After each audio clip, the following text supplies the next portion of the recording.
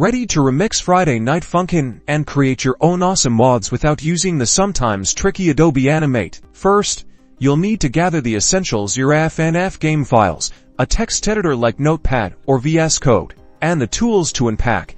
Pack the game.stat and PNG files. Websites like Game Banana offer modding guides and resources, so start there. Locate the character and asset folders. These are the heart of your mod.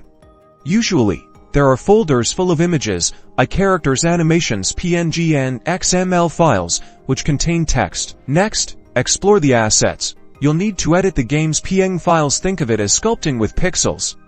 Open them using image editing software and begin by editing the character's sprites. Now, let's customize the game's behavior. Open the XML configuration files. These files contain the game's information. Here's where you can modify your mod's dialogue, timings, and the notes or charting of the songs. Modify the song chart to introduce your own.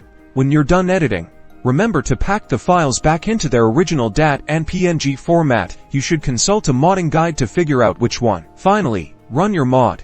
Test your character, your animations, and your song charts to confirm it will run. Have fun creating your own FNF mod.